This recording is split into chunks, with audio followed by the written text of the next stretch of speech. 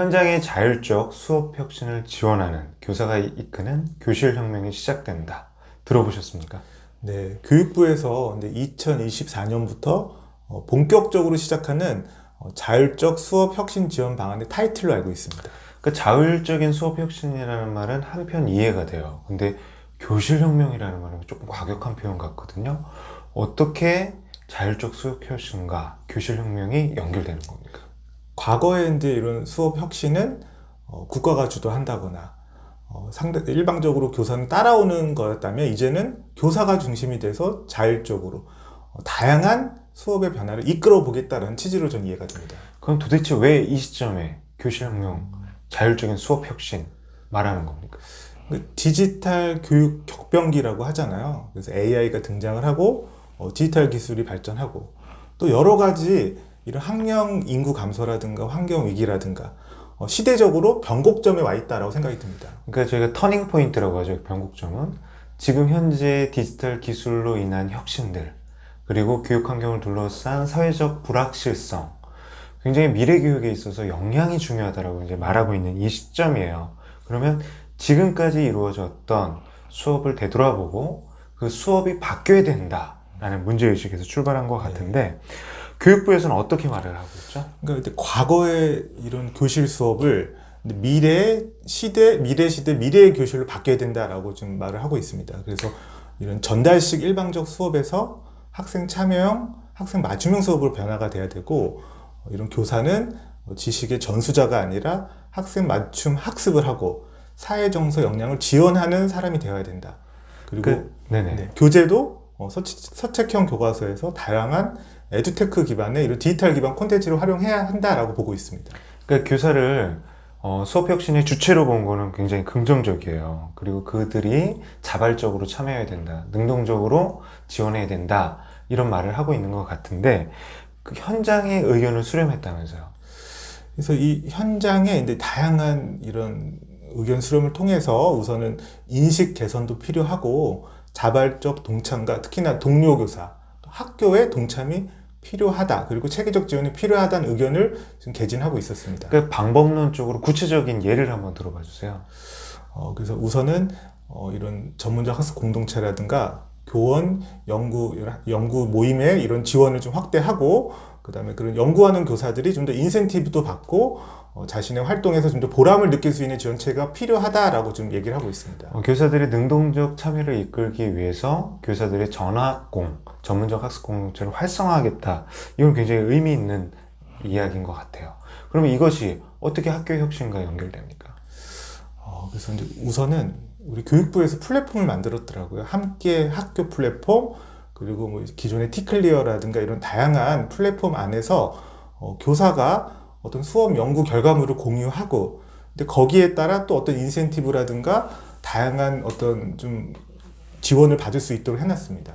그러니까 참 고무적인 건 어떤 개인을 지원하고, 그리고 개인과 개인이 만나서 함께 협업하는 교사 공동체를 지원하겠다. 그리고 그것에 의해서 아까 말씀하신 여러 가지 플랫폼이나 이런 것들을 이용한 학교의 변화를 이끌어낸다. 이런 것들이 다 이루어진다라면 자연스럽게 수업평가 혁신을 지원할 수 있겠다라는 그런 뜻으로 전 이해가 돼요. 그럼 저희가 한번 추진 과제를 교사 개인의 차원, 전학공의 차원, 학교의 차원에서 한번 정리를 해봤으면 좋겠어요. 자, 교사 개인의 차원에서는요? 수업과 이런 평가 혁신 전문가로서 좀 성장을 지원을 하겠다. 그래서 선생님들이 다양한 매일매일의 수업을 혁신하고 또 거기에서 합당한 어떤 인센티브라든가 보상을 받고 나아가 수업 나눔 리더로 성장할 수 있도록 지원하겠다라고 합니다. 수업 나눔 리더, 굉장히 조금 거창한 말이기는 해요. 근데 이거에 대한 구체적으로 수업 나눔 광장을 운영한다고 밝혀서 현장에서 많은 관심을 받았거든요. 논란도 있었고. 수업 나눔 광장이 뭔가요? 외국에 아마 여러 플랫폼도 참고를 하고, 근데 우리의 경우도 초등교사 같은 경우는 뭐 인디스쿨이라든가 이런 여러 교육 플랫폼들이 있거든요. 근데 그런 것들을 공교육에서 좀 더 도입을 해서 이런 교육 콘텐츠를 좀 더 만들어내고 또 공유하고 또 선별해 가는 그런 장을 마련한다고 저는 이해가 됩니다. 근데 이제 핵심을 말해주세요. 핵심. 저희가 이게 문제가 되고 이제 논란이 됐던 게 뭐냐면, 함께 학교라는 플랫폼에 수업 평가 콘텐츠를 올린다, 공유한다. 근데 그것을 끝나지 않고 우수 콘텐츠에 대해서는 어떻게 하겠다? 인센티브라고 해서 어떤 이렇게 비용을 좀 더 지원받을 수 있도록 비용을 지원한다는 게 아니라 경제적 보상을 네. 하겠다라는 거죠. 그러니까 저희가 이걸 이렇게 생각하면 돼요. 그러니까 여러 가지 AI 툴, 창작 툴을 이용하다 보면 이제 그런 플랫폼에 있는 자료들을 갖고 활용하게 돼요. 예를 들면 이제 3D에 관한 어떤 작업을 하는 뭐 어떤 특정 플랫폼에 있다면 모든 거기에 필요한 리소스를 직접 개발할 수는 없거든요. 그럼 라이브러리에서 그걸 갖고 오게 되는데 그때마다 비용을 부담하게 돼요. 마찬가지로 수업 자료, 교사가 만든 수업 자료에 대한 전문성과 저작권을 인정하고 그의 권리를 보상하기 위해서 그걸 내려받을 때마다 교육부에서 인센티브 형태의 경제적 보상을 하겠다라는 거죠. 네. 그래서 어떻게 생각하세요? 우선 저는 이거에 대해서 부정적으로 생각하는 분들도 많이 있는 걸로 알고 있지만, 근데 이 수업 연구하는 문화 조성과 그리고 어떤 연구의 어떤 성취라든가 이런 거 피드백이 있어서 저는 괜찮다고 생각을 합니다. 그러니까 이 마일리지가 교사의 자기개발 연수비로 활용될 수 있도록 맞춤형 복지비로 지원하겠다라고 밝히고 있어요. 그래서 컨텐츠 한 개당 마일리지 최소 발생 기준은 컨텐츠를 100회 이상 다운로드 받으면 그 다운로드에 이제 비례해서 10,000원 정도의 복지 포인트를 지급하겠다는 겁니다. 그리고 이제 이것이 또 누적되면 명예 배지 제도까지 도입한다고 그래요. 명예 배지 제도 뭡니까? 예, 그래서 근데 이런 골드, 실버, 이런 브론즈와 같이 연간 다운로드 실적에 따라 등급을 매기고 거기에 따른 어떤 보상을 한다고 합니다. 그 대성 쌤도 그렇고 저도 그렇고 교사 시절에 수많은 이제 학습 자료들을 만들었어요. 근데 거기서 이제 얻는 보람들이 있죠. 많은 선생님들이 활용을 하고 그걸 토대로 선생님들께 연수를 하면서 굉장히 자존감도 높아졌어요. 근데 그때 느꼈던 이제 한계들도 있어요. 이런 콘텐츠를 만들고 그러는데 어느 순간 이 콘텐츠가 소모되고 내 뜻과 다른 의도로 사용되는 경우도 많았어요. 그러니까 저희가 만든 이제 그 수업 자료를 갖고 어떤 개인의 사적인 이용을 하거나 본인의 어떤 연구대회를 나가거나 그랬을 때 참 아쉽다. 왜냐면 우리가 저 자료를 만들었을 때는 이런 의도에서 만들었었는데 그런 아쉬움들이 있었거든요. 저는 이 부분에 대해서 경제적 보상에 대해서는 여러 가지 의견들이 많은 것 같아요.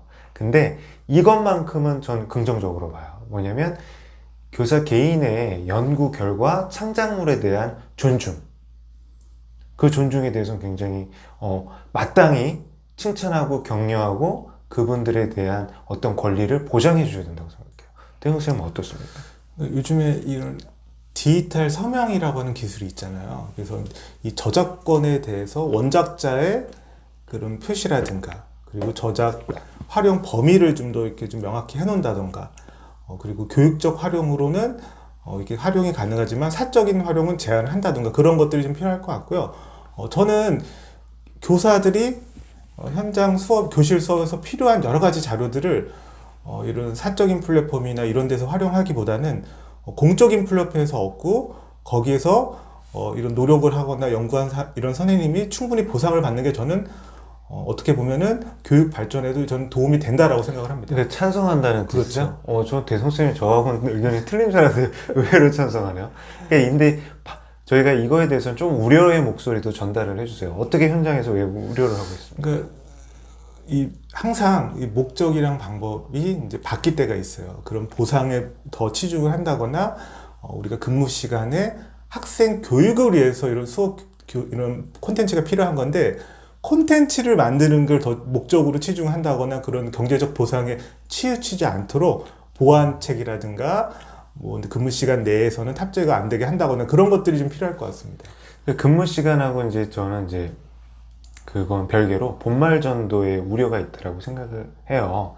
그러니까 수업 활용을 목적으로 해야 되는데 자료 개발을 목적으로 할 수 있다라는 우리 대성 선생님의 이제 말씀, 그리고 현장 선생님들의 어떤 경제적 보상에 연연하는 것처럼 비춰질 수 있다라는 우려, 그리고 현장에 또 하는 갈등의 기제가 될 수 있다라는 그런 우려들이 있는 걸로 알고 있는데, 저는 이제 지금까지의 교직 사회에서 이제 갖고 있었던 여러 가지 경직성, 그리고 전문가로서 존중받지 못했던 그런 과거, 저희가 이제 비단 사교육 현장에서 근무하는 교육자들과 비교하지 않아도 그거에 대해서는 어느 정도의 공감대가 형성되어 있다라고 생각을 해요. 그리고 이것들이 어떤 우려하는 부작용이 발생하지 않도록 교육부에서 좀 면밀하게 좀 같이 고민을 해봤으면 좋겠고, 그 부분에 있어서 교사의 어떠한 경제적 보상으로 이제 보답을 한다라기보다는 그분들의 교사로서의 전문가로서의 자긍심을 높여줄 수 있는 방법으로 이제 운영되길 바라겠습니다. 그리고 이런 수험 자료 개발에 대한 마일리지, 그런 보상책 말고 연수나 컨텐츠 개발에 대한 그런 계획들도 있다면서요. 예, 그래서 수업 영상에 대해서 이제 나눔 연수를 이제 제공을 하겠다. 누구나 본인의 수업 영상을 탑재하고 온라인에서 공유하거나 확산시킬 수 있도록 하겠다. 그리고 연수, 이런 수업 영상을 올리면 연수 실적으로 인정을 해준다라고 합니다.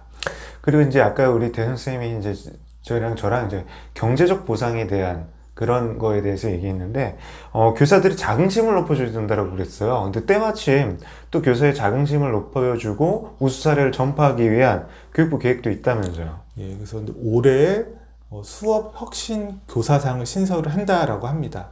그래서 매년 100명 정도 규모의 이런 혁신 리더 교사를 선발을 하고, 이런 수업 나눔이라든가 동료 교사 코칭, 수업 연구의 리더들을 이렇게 좀 발굴한다라고 합니다. 그럼 제가 이제 궁금한 게 있어요. 기존에 이제 수업 관련된 연구대회, 이런 것들, 그리고, 스승의 날 우리 기념 표창을 하잖아요. 이런 것들과는 뭐가 다른 겁니까?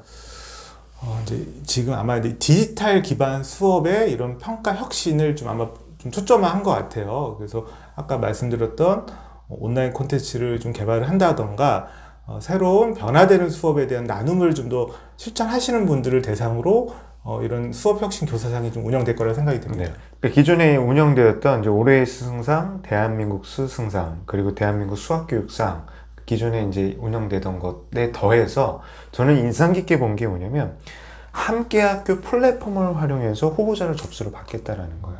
결국엔 이 선발 과정에서는 어쩔 수 없는 이제 공적 심사는 중앙 부처에서 하겠지만, 이런 추천이나 어떤 실적들이 실제 실천의 영역에서 열심히 노력하신 선생님들을 발굴할 수 있는 계기가 될 거라고 이제 기대를 해봅니다. 우리가 이런 부분에 있어서 이런 우수 사례들이 사실은 개인의 어떤 수상으로만 머무르면 안 되잖아요. 어떻게 돼야 돼요? 성과가 확산되기 위해서. 그래서 근데 이런 함께 학교라든가 근데 교육 TV 아마 유튜브 채널 같아요. 그리고 EBS 등과 연계를 해서 아마도 수업 영상 자료를 많이 개발을 하고 좀 공유한다라고 합니다. 그리고 이제 이런 것들, 이제 작년부터 굉장히 좀 이슈가 됐던 교사 연구대회가 있습니다. 수업 혁신 사례 연구대회 들어보셨죠? 작년에 한번 같이 영상도 촬영을 하고 어떤 새로운 수업 모델 발굴에 어떤 이바지를 하고 있다고 알고 있습니다. 그러니까 이 대회 같은 경우는 기존에 이제 연구대회들이 갖고 있었던 것들이 어떤 그 개인의 역량을 좀 뽐내는 자리였다면, 이것은 수업 적용에 이제 포인트를 맞춘 것 같아요. 그래서 지금부터는 이 우수 사례들을 단순히 그 개인의 어떤 수상자들의 영광으로 돌리기 위한 것이 아니라 현장에 적용하는 자료로서 활용하겠다. 마이크로 러닝 원격 연수 콘텐츠로 만들겠다, 이렇게 밝혔어요. 이게 뭡니까? 그 짧은 이제 5분 이내에 이런 수업 이런 좀 더 도움을 주는 영상을 개발을 해서 이제 선생님들이 그런 어떤 동기 유발이라든가 다양한 수업 기술을 좀 더 효과적으로 익힐 수 있도록 하는 걸로 알고 있습니다. 그러니까 이런 거죠. 그러니까 그 선생님들의 어떤 수업 동영상이나 어떤 작품에 대한 사례들을 소개하는 영상을 클립화해서 그것을 마이크로 러닝 컨텐츠로 활용하겠다. 그러면 이것을 시청하는 선생님들은 어떤 혜택이 있나요? 근데 직무 연수 실적으로 인정이 된다고 하고, 제가 아까 5분이라고 말했는데 교육부 계약을 보니까 15분 정도 내외에 이런 클립을 만든다고 합니다. 그러면 이제 그 우수 사례를 시청하게 되면 연수 실적으로 누가 기록된다라는 거죠. 네. 지금 교육부와 이제 중앙교육연수원에서 추진하는 것들이 뭐냐면, 이제 기존의 연수 콘텐츠들은 20분, 40분 이 정도의 굉장히 긴 분량이었고, 어떠한 전달 방식의 코스웨어에 따르면 지금 다양한 비정형 연수들이 있어요. 유튜브 콘텐츠일 수도 있고, 단순 클립 영상일 수도 있고, 그리고 실제로 면대면으로 이루어지는 여러 가지 교사들의 수업 나눔 활동들이 있단 말이에요. 그런 것들을 이제 연수 시간으로 인정해 주려는 노력들을 하고 있는데, 이 부분에 있어서는 그런 우수 사례를 시청하게 되면 연수 실적으로 인정을 해준다. 그럼 그리고 개인의 연수 이수 기록으로 반영해준다라는 그런 약간 고무적인 변화일 것 같아요. 저희가 지금까지 이제 대성쌤하고 이제 개인의 차원에서 살펴봤잖아요. 자율적 수업 혁신. 인상적이었던 부분이 있으셨어요? 그러니까 이 교사가 이제 과거에는 어떤 교과서라든가 정해진 교육 컨텐츠나 교재를 전달하는 전달자였다면 이제는 생산자로서 그리고 공유하고 확산하는 주체로서 자율성을 기반한 이런 교육의 당사자로 보고 있다는 생각이 들었습니다. 저는 이제 제가 교육부 계획들을 많이 비판해 왔잖아요. 근데 이번 계획은 보면서 타이틀은 너무 거창하다는 생각을 했었어요. 근데 이제 내용을 보니까 이제 우리가 개인 차원만 살펴봤지만 약간 설레임도 있어요. 현장의 교사를 주인공으로 만들어주기 위한 그런 관점의 변화, 그리고 교사들의 그런 노력에 대한 정당한 보상과 예우, 그리고 그러한 사례들이 일반화될 수 있는 여러 가지 시스템을 만들었다는 점에서 굉장히 기대된다. 저는 이렇게 밝히고요. 제가 다음 시간에는 전문적 학습 공동체 차원에서의 자율적 수업 혁신에 대해서 한번 이야기 나눠보도록 하겠습니다.